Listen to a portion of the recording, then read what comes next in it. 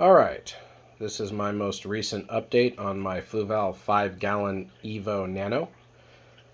Probably not one you guys were expecting or hoping to see, but I want to make it clear that the reason I'm posting this video is two reasons. One, I did not take this tank down because I did not like it or it's not doable.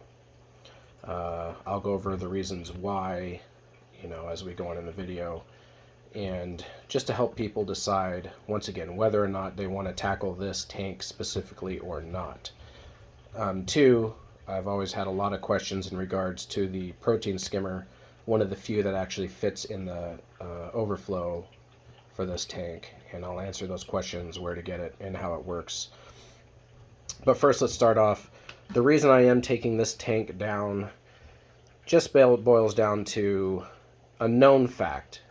It's a 5-gallon tank, small volume, requires more maintenance.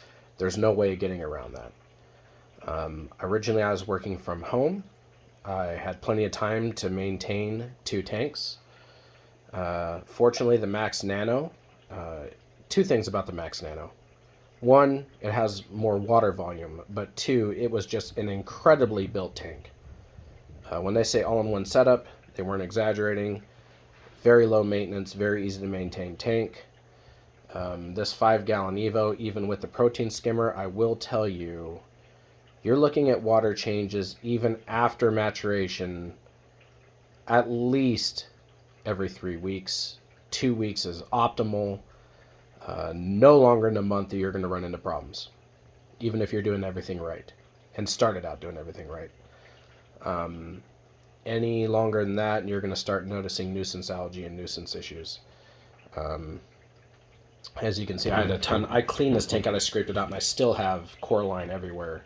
The tank was doing very well, but yeah, once again, I don't work from home now, and it's hard to maintain 2 tanks, and this one does take some time, and I just didn't want to keep putting that time in on my days off when I have another beautiful tank that's doing just great and requires less maintenance.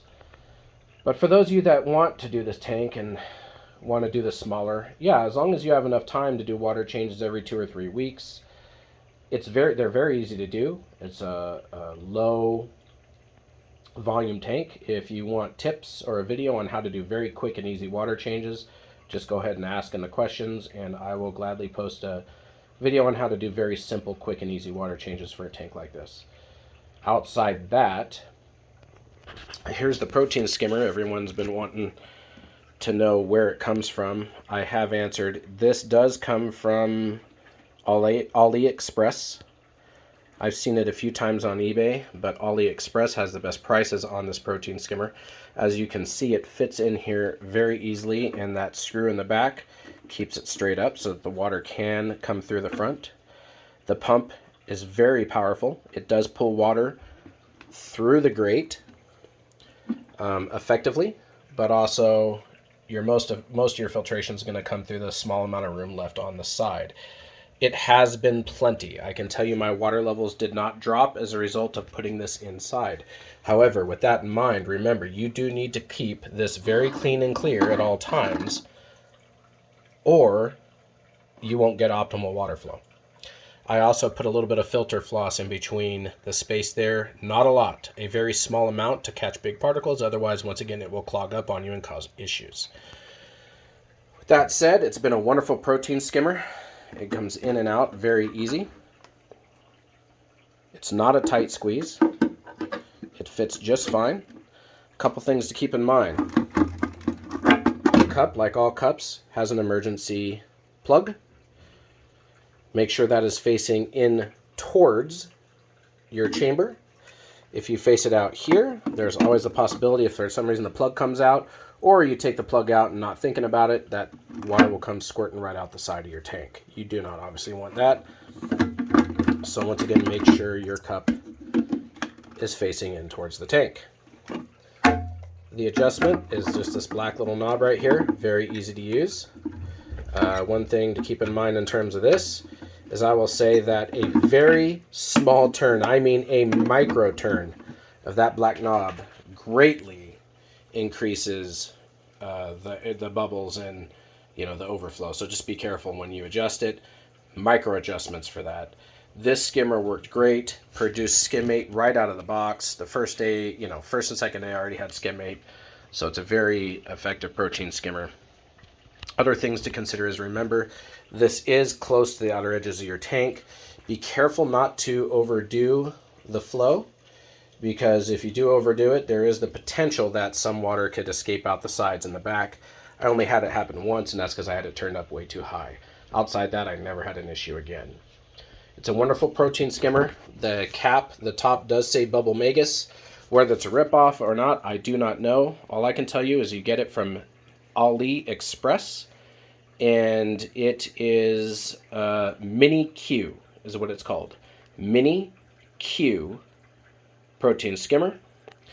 The other thing I love about it is it has a USB cord for its power. Mine came with an adapter. If yours did not, you can get an adapter at Walmart.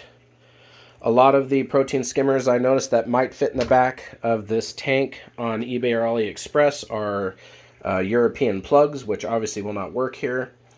And so it's nice that this one did come with the USB power option because it's universal. So that's that with the protein skimmer. Once again, I got mine on AliExpress. I saw it on eBay once or twice, but it was a lot more there. I think it was something like 50 or 60 bucks on AliExpress with free shipping. But yeah, it's a very nice tank. If you do have the time and you don't mind doing water changes every 2 or 3 weeks, then, I don't have any issues. I would say if you do corals only, if you keep a light coral load, you could probably get away with maybe every month. But even one fish, you really got to be careful because the nutrients will catch up on you quickly, even with the protein skimmer working well. Any other questions, feel free to ask. And like I said, just want to make it clear, I didn't take this tank down because I didn't like it or that it's not doable.